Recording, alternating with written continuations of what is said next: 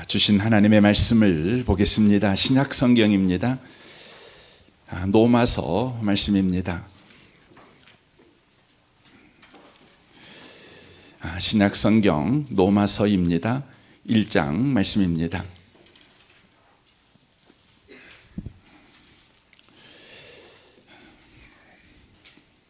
15절 말씀부터 17절까지 말씀을 보겠습니다. 15절에서 17절까지입니다.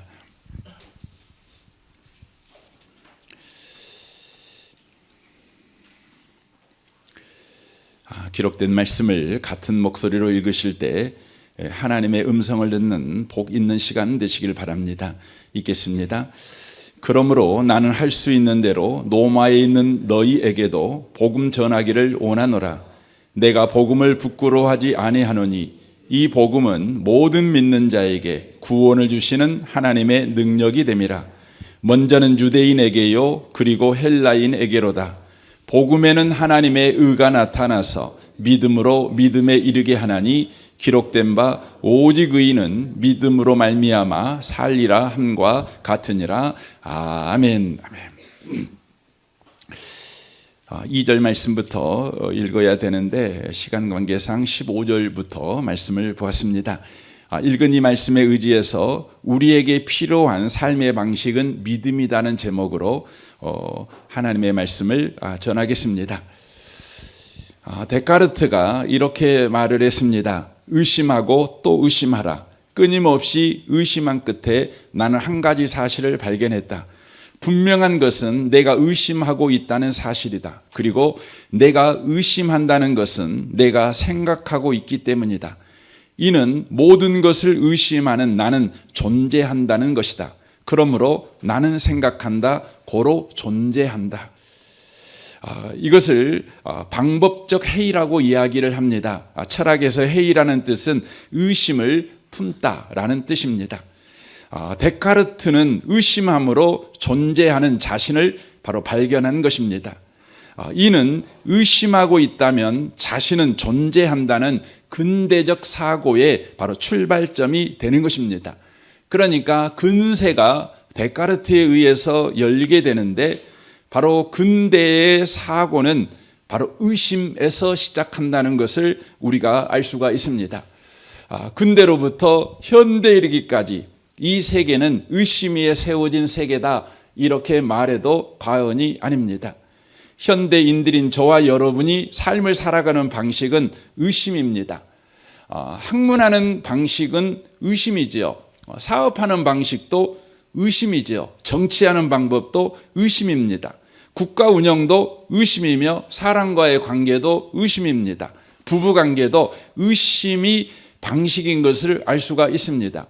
지금 세상은 온통 의심으로 서로와 서로를 감시하는 시스템이 작동하고 있는 세상인 것을 보게 되어집니다.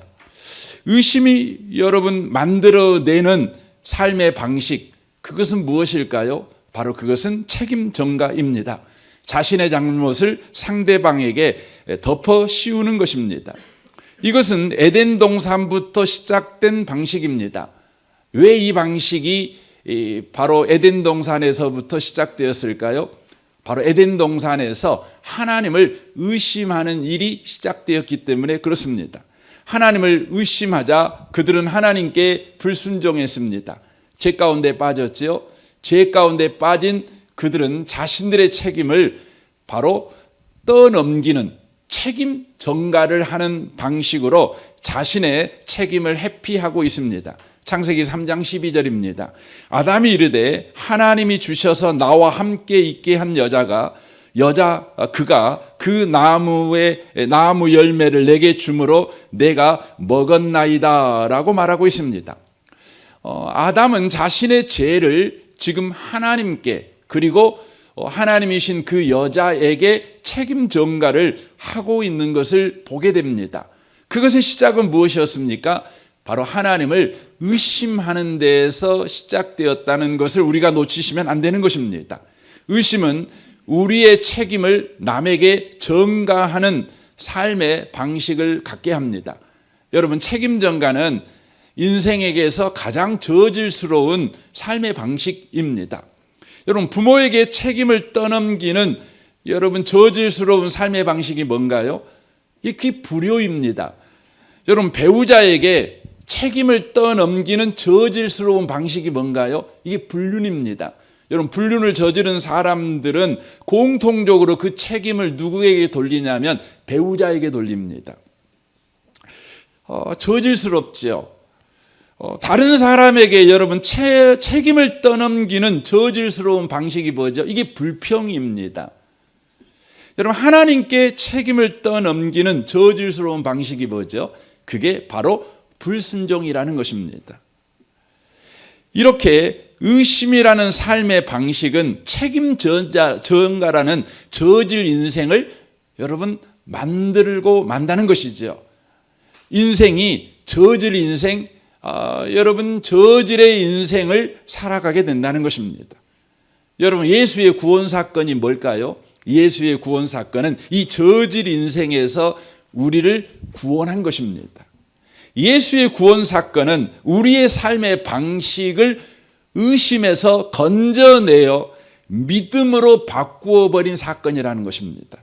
그래서 오늘 본문 16절에 이렇게 말합니다. 내가 복음을 부끄러워하지 아니하노니 이 복음은 모든 믿는 자에게 구원을 주시는 하나님의 능력이 됨이라. 먼저는 유대인에게요 그리고 헬라인에게로다. 복음에는 하나님의 의가 나타나서 믿음으로 믿음에 이르게 하나니 기록된 바 오직 의인은 믿음으로 말미암아 살리라 함과 같으니라 라고 말합니다. 당시에 예수를 믿는다는 것은 사람들에게 오해받고 조롱당하고 무시당하고 심지어 핍박을 당하는 일이었습니다. 그럼에도 불구하고 바울은 예수를 믿는 것이 부끄럽지 않다. 긍정문으로 바꾸면 나는 너무나 자랑스럽다. 이렇게 표현합니다. 그 이유를 그가 뭐라고 말합니까? 복음은 바로 우리를 구원할 뿐 아니라 구원받은 그들의 삶의 방식을 믿음으로 살게 바꾸어 버리기 때문이다 라고 말하고 있습니다. 그래서 오직 의인은 믿음으로 말미암아 산다, 이 말은 믿음이 있으면 죽은 자가 산다 이 표현이 아니에요. 믿음으로 살아간다는 거예요. 삶의 방식이 믿음이 된다는 것을 바로 이야기를 해주고 있다고 하는 것입니다. 예수의 구원 사건은 의심이라는 저질 인생을 믿음이라는 인생을 바로 살게 만들어 버린다고 하는 것이죠.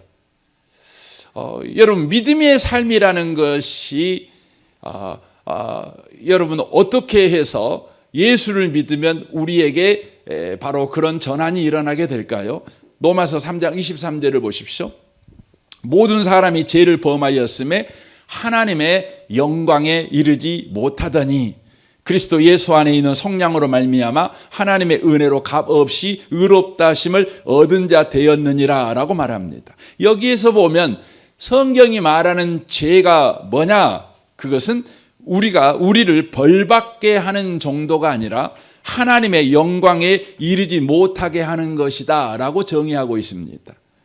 죄는 하나님의 영광에 이르지 못하게 한대요. 이 하나님의 영광에 이르지 못하게 한다는 의미는 하나님 안에 있는 영광되고 놀랍고 존귀하며 보배로운 삶의 방식으로 살아갈 신분과 지위를 갖지 못하게 한다는 것입니다. 죄는 다만 여러분 지옥 가게 만드는 것이 아니에요. 죄는 다만 여러분의 사업을 망가뜨리고 여러분을 병들게 만드는 것이 다가 아니에요. 여러분, 죄는 뭐냐면 하나님 안에 있는 그 영광스럽고 근사하며 품이 있고 보배로운 삶의 방식으로 살아가는 신분과 지위를 갖지 못하게 만든다는 거예요.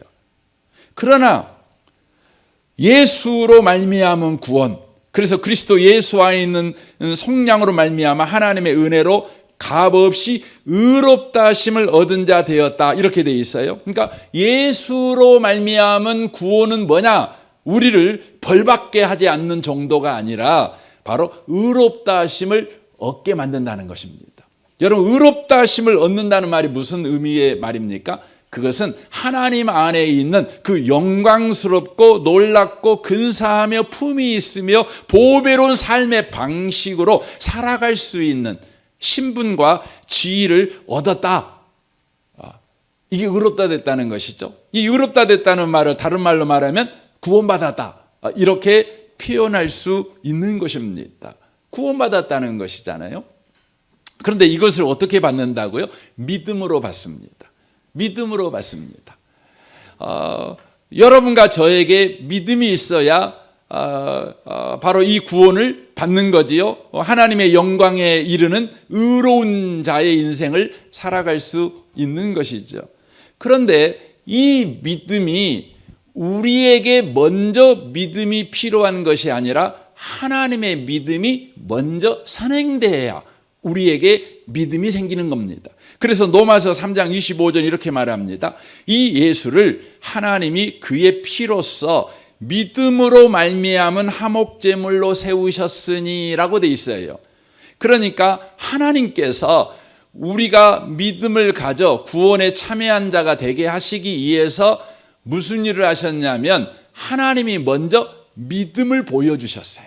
믿음을 보여주셨어요. 그 믿음을 보여준 것이 뭐냐면 예수를 화목제물로 세우신 것입니다. 이는 하나님께서 길이 참으시는 중에 전에 지은 죄를 관가하심으로 자기의 의로움을 나타내려 하심이니라 라고 말합니다. 하나님께서 하나님의 믿음을 예수를 화목제물로 내어주시는 것으로 드러내시는데 그것에는 긴 과정에 바로 시간이 있었다는 거죠. 그러니까 긴 과정을 통해서 하나님께서 믿음을 보여주시고 믿음을 보여주시고 믿음을 보여주시고 그 믿음의 절정이 어디였느냐?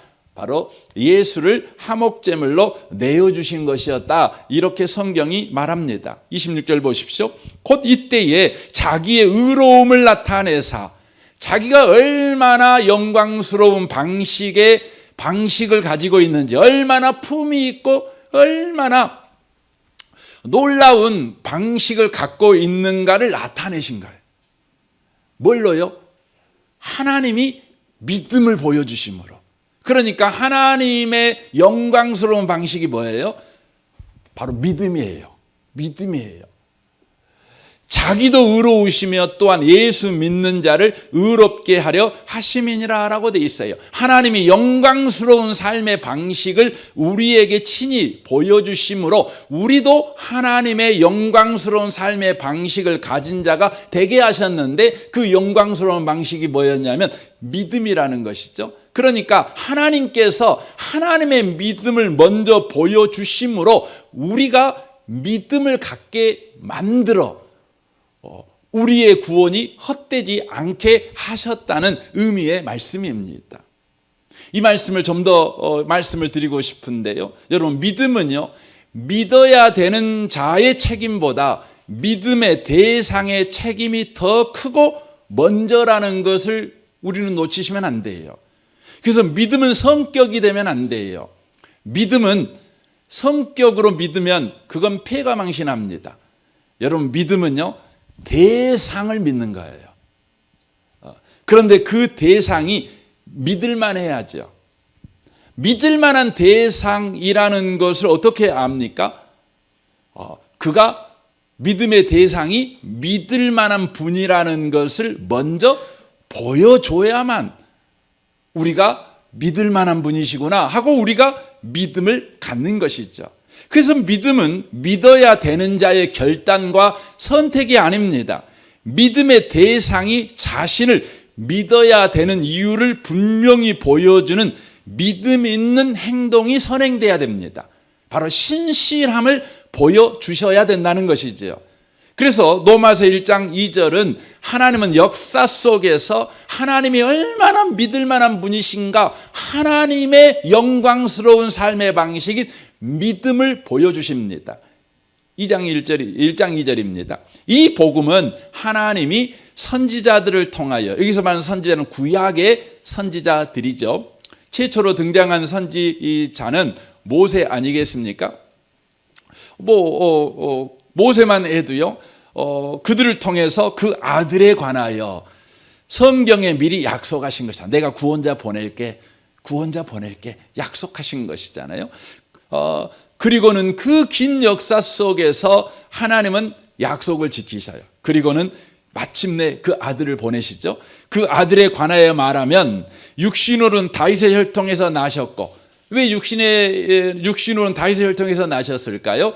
구약의 선지자들에게 약속하셨고 그 약속을 하나님께서 이루심으로 하나님은 믿을 만한 분이야 라는 것을 보여주셨다는 것이죠. 성결의 영으로는 죽은 자들 가운데서 부활하사, 왜 예수님은 죽은 자 가운데서 부활했을까요? 왜 예수님은 죽었고 왜 부활하셨을까요? 그것은 구약의 선지자들에게 하나님이 약속하신 것을 예수 안에서 성취하셨기 때문에 그런 것입니다. 그래서 능력으로 하나님의 아들로 선포되셨으니 곧 우리 주 예수 그리스도시니라. 여러분, 세상의 모든 종교는요, 어떤 뛰어난 인물이 어느 날 갑자기 깨달아서 어떤 특별한 경험을 통해서 종교가 만들어져요. 그런데 우리 기독교는 그렇지 않습니다. 기독교는 예수라는 특별한 분이 깨달음을 얻어서 내가 전 인류를 위해서 십자가에 죽어야 되겠다는 결심과 선행을 통해서 생겨난 종교가 기독교가 아닙니다. 기독교는 하나님께서 구약에 그 긴 시간 동안 선지자를 통하여서 약속하셨는데 그 약속을 예수를 통해서 성취하셨어요. 그래서 여러분, 생겨난 것이 뭐예요? 기독교예요. 그러므로 기독교는요, 약속 위에 세워진 종교예요. 약속과 그 약속의 성취 위에 세워진 종교라고 하는 것이죠. 그래서 복음이 뭐냐? 복음이 뭐냐? 하나님이 구약의 선지자들에게 약속하신 그 약속을 예수를 통해 우리의 구원을 완성시킨 하나님의 믿음의 행위예요. 약속을 지키신 행위예요. 그게 뭐예요? 복음이에요. 그러므로 저와 여러분이 이 복음을 듣지요. 듣고요, 하나님이 약속을 지키는 믿음의 행위를 예수를 통해서 보고 확인하고 우리에게 이루어진 구원을 보고, 아, 성경이 약속한 약속이 우리의 삶에 성취되었구나, 이걸 성취시킨 하나님은 믿을 만한 분이시구나 하고 우리 가운데 믿음이 생긴다는 것입니다. 다시 말하면 하나님의 믿음의 행위가 우리의 믿음을 만들어 내었다는 것입니다. 그래서 이제부터 하나님의 믿음의 행위로 믿음을 가져 구원받은 우리는 믿음이라는 삶의 방식으로 살게 되었다는 것을 의미하고 있는 것입니다. 그러니까 여러분과 제가 예수 믿으면 구원받는다, 이게 그렇게 단순한 이야기가 아니에요.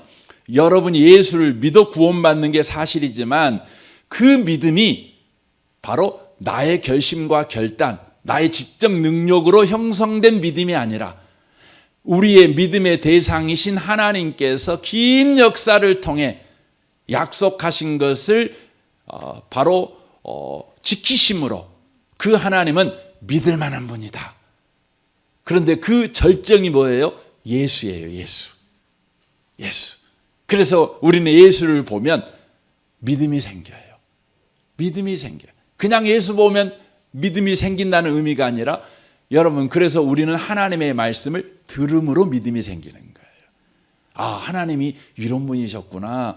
약속을 지키시는 분이셨네. 틀림없네. 그래서 저와 여러분에게 믿음이 생긴다는 것이죠. 그리하여 이 믿음을 가진 삶의 방식을 갖게 된다는 것이죠. 이것이 뭡니까? 영광스러운 바로 삶의 방식이에요. 의심이라는 저질스러운 삶의 방식에서 믿음이라는 영광스러운 삶의 방식, 하나님이 지금 행하고 있는 삶의 방식을 저와 여러분도 행하며 살아간다는 것입니다. 1885년 이 언저리의 조선의 상황은 참으로 비참, 위태, 절망 그 자체였습니다.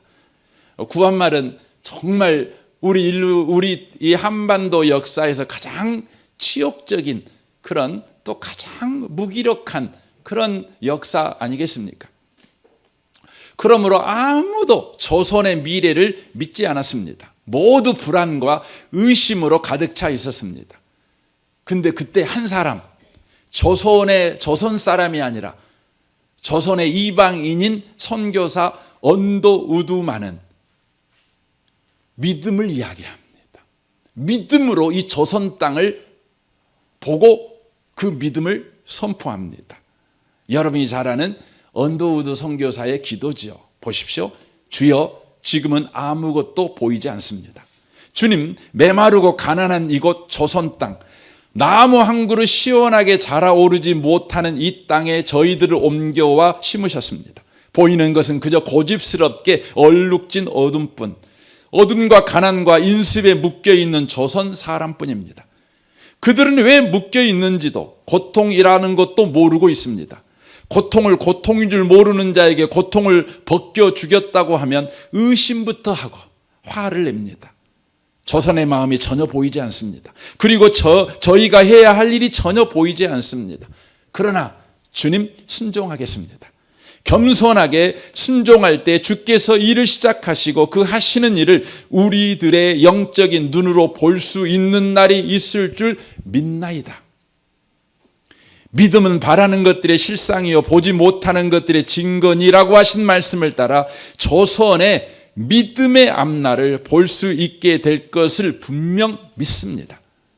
지금은 우리가 항무지에 맨손으로 서 있는 것 같사오나, 지금은 우리가 서양 귀신, 양 귀신이라고 손가락질을 받고 있사오나, 자녀들이 우리의 영혼과 하나인 것을 깨닫고 하늘나라의 한 백성 한 자녀임을 알고 눈물로 기뻐할 날이 있음을 믿나이다. 지금은 예배드릴 예배당도 없고 학교도 없고 그저 이곳 모든 사람들로부터 경계와 의심과 멸시와 천대함이 가득한 곳이지만 이곳이 머지않아 은총의 땅이 되리라는 것을 믿습니다. 주여, 오직 제 믿음을 붙잡아 주소서. 아멘. 언더우드는 그 척박한 상황과 현실 속에서 믿음이라는 삶의 방식으로 현실을 견디며 현실을 도전하며 미래를 지금 선포하고 있는 것입니다. 왜 언더우드가 그랬을까요? 그것은 언더우드를 구원하신 하나님의 믿음의 행위가 언더우드로 하여금 믿음이라는 삶의 방식을 갖고 살게 만드는 까닭에 그렇습니다. 이 언더우드 선교사의 기도를 우리가 지금 이렇게 150년 가까이 흐른 지금 우리가 살펴볼 때 언더우드 선교사의 기도가 우리 한국 땅에 여러분 그대로 이루어졌음을 우리가 보게 됩니다. 그러므로 우리 누구나, 여기 앉아 계신 누구나 언더우드 선교사처럼 믿음의 방식으로 현실을 여러분 살아가는 것은 아주 중요합니다. 그것이 영광스러운 삶의 방식일 뿐만 아니라 우리가 겪는 모든 현재 문제의 답이 되기 때문에 그렇습니다. 구약의 하박국이라는 선지자가 있습니다. 그는 세상의 부조리에 분노하고 강력 저항하는 선교사였습니다. 왜 선하고 착하게 살아보려고 하는 자가 어려움을 당하고 악인은 어려움 없이 잘 사느냐? 이런 현실을 이해할 수도 없고 용납할 수도 없어서 이 선지자는 분노를 가지고 하나님께 질문합니다. 하나님의 대답을 기다립니다. 그때 하나님이 이렇게 대답합니다. 하박국 2장 2절입니다. 여호와께서 내게 대답하여 이르되 너는 이 묵시를 기록하여 판에 맹백히 새기되 달려가면서도 읽을 수 있게 하라. 이 묵시는 정한 때가 있나니 그 종말이 속히 이르겠고 결코 거짓되지 아니하리라. 비록 더딜지라도 기다리라. 지체되지 않고 반드시 응하리라. 보라, 그의 마음은 교만하여 그 속에는 정직하지 못하나 의인은 그 믿음으로 말미암아 살리라. 하나님의 사람은 믿음으로 말미암아 살아가는 삶의 방식을 지킨다, 이렇게 말하고 있는 겁니다. 하나님의 답을 따라 하박국은 믿음의 삶의 방식으로 살아갑니다.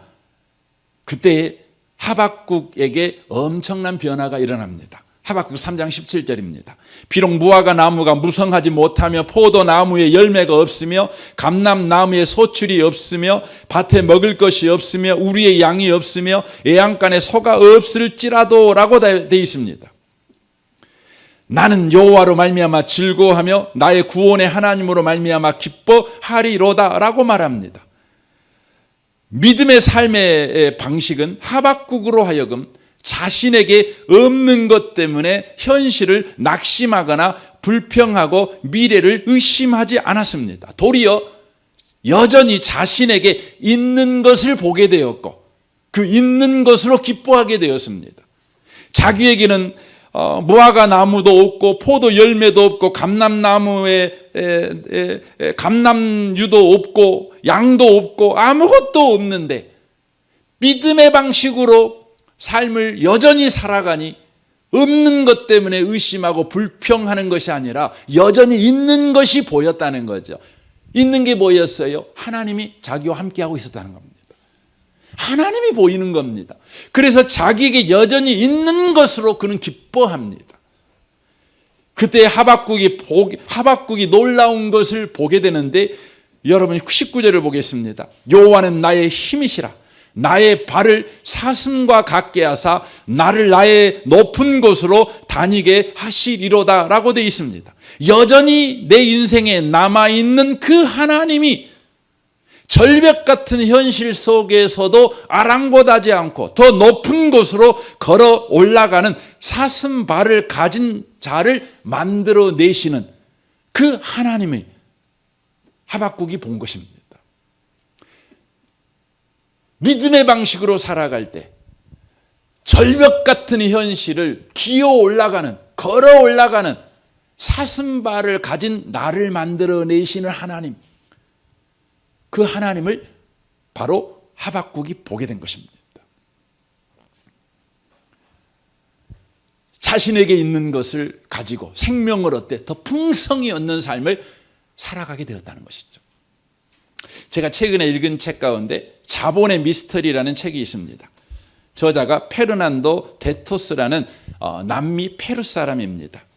그는 세계 무역기구 WTO에서 경제학자로 활동하고 있는 사람이고 과거에 페루 대통령이었던 후지모리 대통령의 경제 자문역을 맡아 페루 정부의 경제개혁 작업에 참여했던 사람입니다. 이 사람은 20세기에 남미 최고의 경제학자로 선정된 사람입니다. 이 책은 이런 질문으로 시작합니다. 왜 자본주의는 서구에서만 성공하는가? 왜 제3세계는 가난을 면치 못하는가? 이 질문에 대해 그는 이렇게 책에서 씁니다. 제3세계가 가난을 면치 못하는 원인은 소유권과 재산권을 비롯한 재산체계가 낙후되었다는 데에 있다라고 말합니다. 그는 페루에서 정부 관료로서 페루의 경제를 바꿔보려고 부단히 애를 썼는데 어떤 방법도 안 통하는 것이에요. 그가 알게 된 것이 뭐냐면 바로 재산체계가 문제가 있다는 걸 알게 됩니다. 쉽게 말하면 이런 겁니다. 페루도 있는 건 다 있다는 거예요. 제3세계 세상의 가난한 나라들도 보면 있을 건 다 있대요.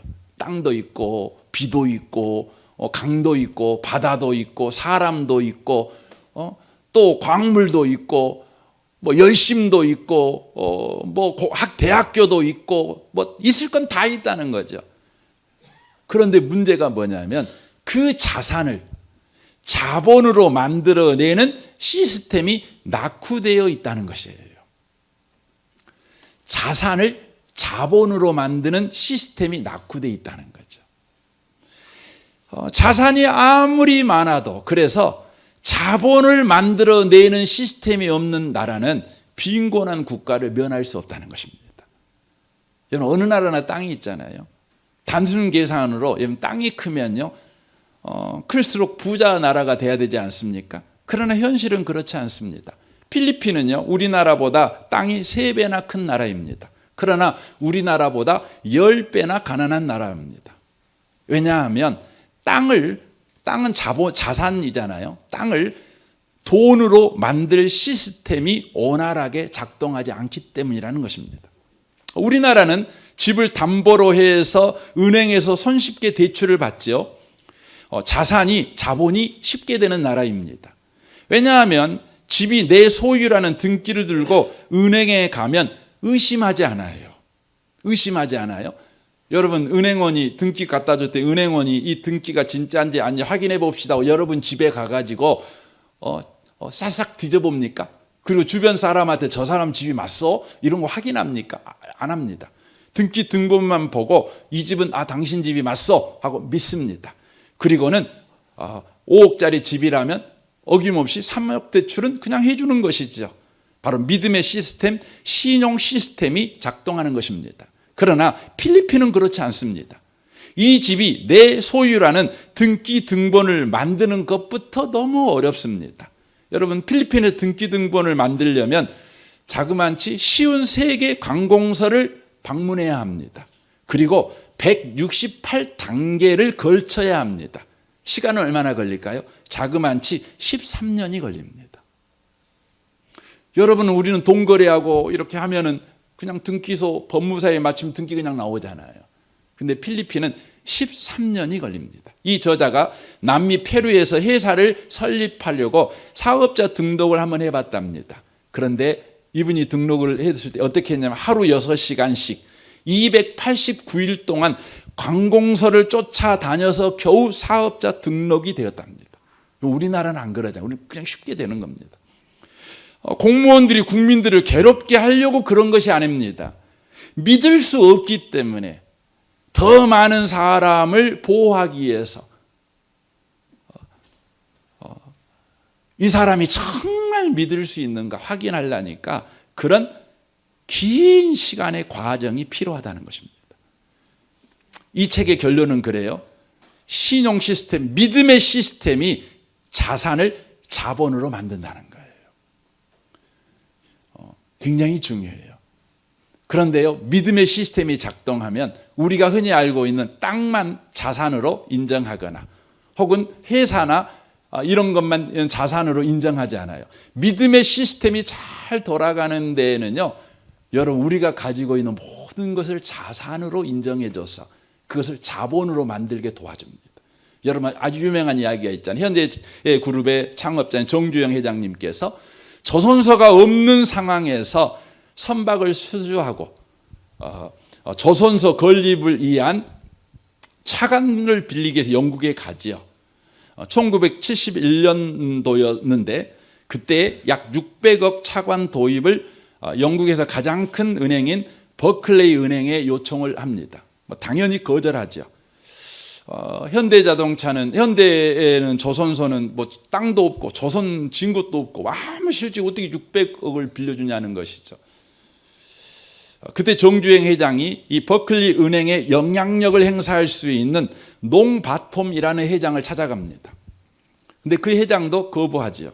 그때 정주행 회장이 유명한 일하지요. 지갑에서 거북선 그림이 있는 500원짜리 지폐를 꺼냅니다. 그리고 거북선을 가르치며 이렇게 말했다는 거 아닙니까? 한국은 16세기에 철갑선을 만들었습니다. 영국보다 무려 300년이나 빠릅니다. 산업화가 늦어 아이디어가 녹슬었을 뿐 다시 시작하면 잠재력이 분출돼 나올 것입니다 라고 말합니다. 그래서 600억 차관을 빌릴 수 있었답니다. 여러분, 거북선을 만든 이순신 장군의 역사 이야기가 자산으로 인정받고 그것이 자본이 되는 순간입니다. 돈이 되는 순간입니다. 저는 정주영 회장의 지혜와 용기가 대단하지만 이것을 결정적인 것은 영국의 믿음의 시스템, 기독교 국가인 믿음의 시스템이 돌아갔다는 것이죠. 다 바꿔 말하면 역사 이야기하는 자산도 자본으로 만들어주는 신용 시스템이 작동한 나라. 그래서 영국이요, 선진국이죠. 여러분, 사람을 믿는 문제는 참으로 어렵습니다. 사람끼리 이거는 해결할 수 있는 문제가 아니에요. 거기에 돈 문제, 권력 문제가 여러분 낀다면 더더욱 사람을 믿을 수가 없어요. 그래서 사람이 사람을 믿는 시스템은 도무지 만들어낼 수가 없는 것입니다. 그런데 믿음의 시스템이 돌아가지 아니하면 믿음의 방식이 우리의 삶에 없으면 우리의 삶은 빈곤하고 폭력과 긴장과 두려움의 연속인 삶을 살아갈 수가 없어요. 안식이 없는 삶, 늘 스트레스 받고 살아갈 수밖에 없는 인생이 될 수밖에 없다는 것입니다. 믿음이 삶의 방식이 되어야 합니다. 믿음만이 우리가 가지고 있는 그 어떤 것도 바로 자본으로 만들어 쓸 수 있게 만들기 때문에 그렇습니다. 마태복음 25장에 보면 그 유명한 달란트 비유로 제가 오늘 결론의 말씀을 드리고 싶습니다. 이 비유를 보면 하나님은 그의 이 주인은 그들의 종들에게 충분한 자산을 맡깁니다. 5달란트, 2달란트, 1달란트. 여러분 1달란트는 지금 시가로 계산을 해도 몇 억이 되는 돈입니다. 달란트를 이렇게 맡깁니다. 그런데요, 어떤 종은 자산을 자본으로 만듭니다. 그러나 어떤 종은 자산 그대로 자산으로 감추어 둡니다. 그 차이가 어디서 올까요? 자산을 그대로 자산으로 감춘 1달란트 받은 자의 변명을 한번 들어보십시오. 마태복음 25장 24절입니다. 1달란트 받았던 자는 와서 이르되 주인이여 당신은 굳은 사람이라 심지 않는 데서 거두고 해치지 않는 데서 모으는 줄을 내가 알았으므로 두려워하여 나가서 당신의 달란트를 땅에 감추어 두었나이다. 보소서 당신의 것을 가졌나이다 라고 말합니다.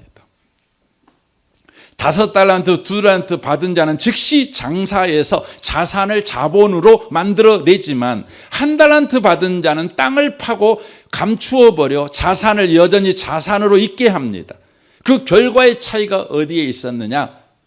주인에 대한 바로 믿음의 차이에서 나왔다는 것이죠. 자산을 자본으로 만든 종들은 주인에 대한 믿음이 있었습니다.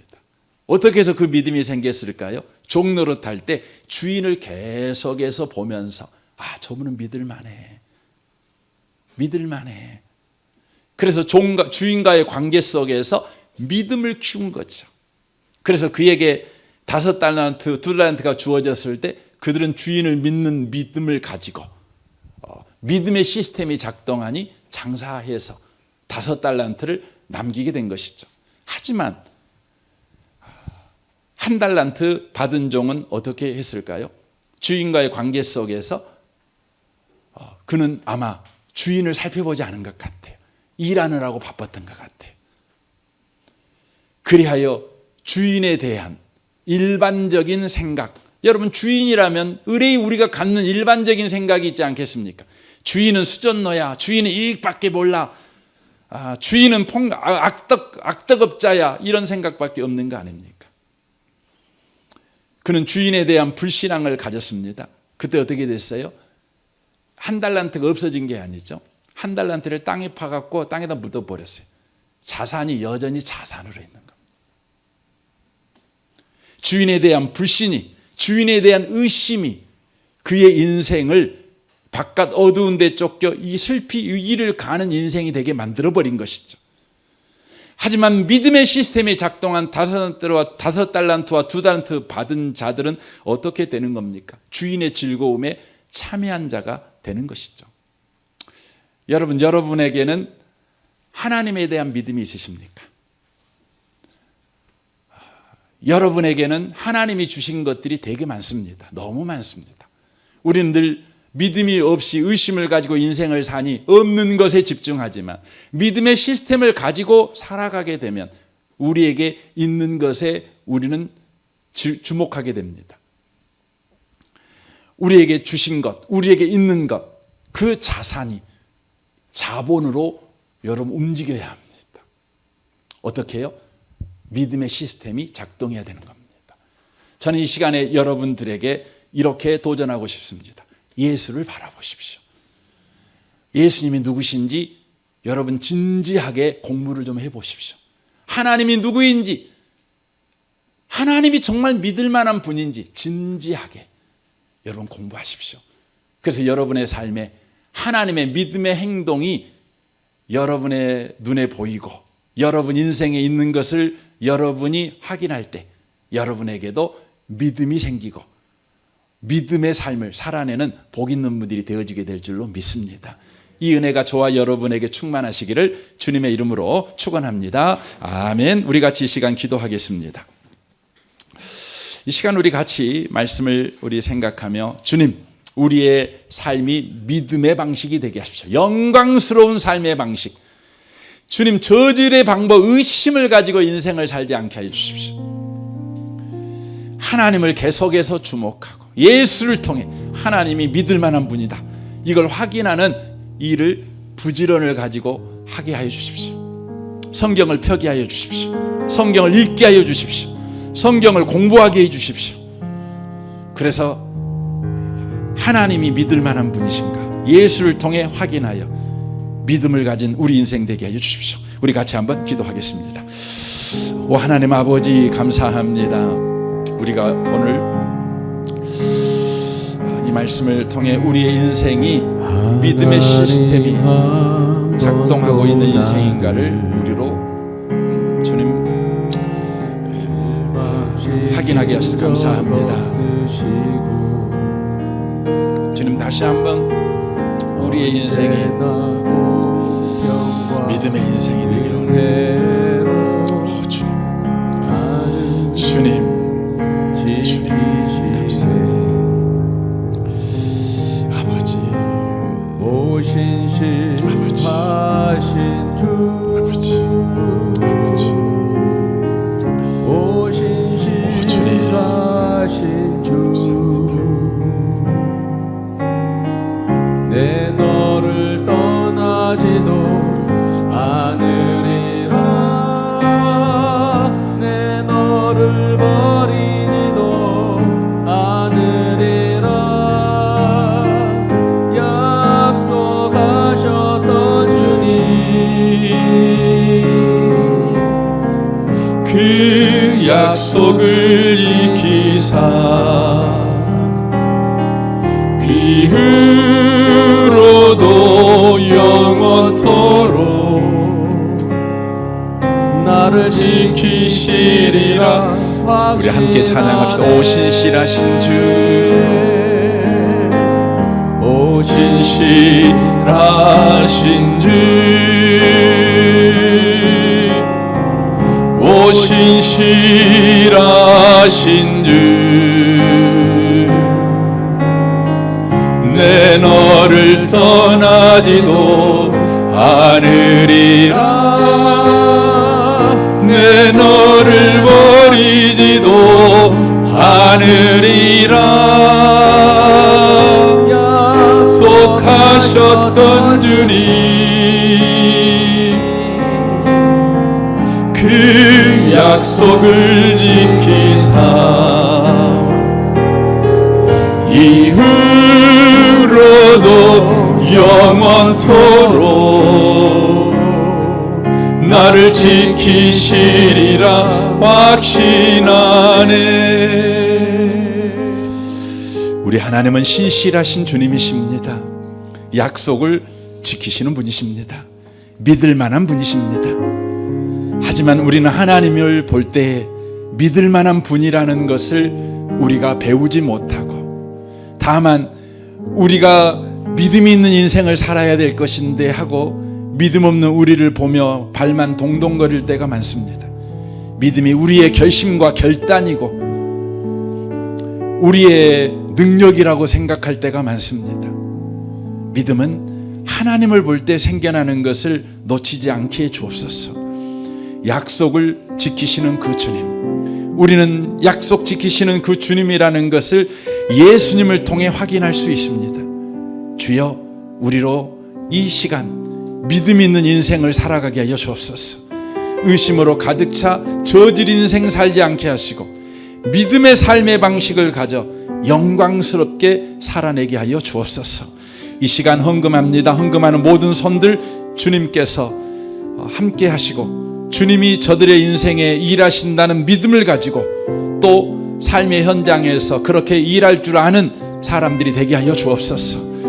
주님, 일하다가 불평하고 원망하고 의심하는 인생 살지 않고 믿음을 가지고 주님 현재를 침노할 줄 아는 그런 영광스러운 삶의 방식을 가진 귀한 성도 되게 하여 주옵소서.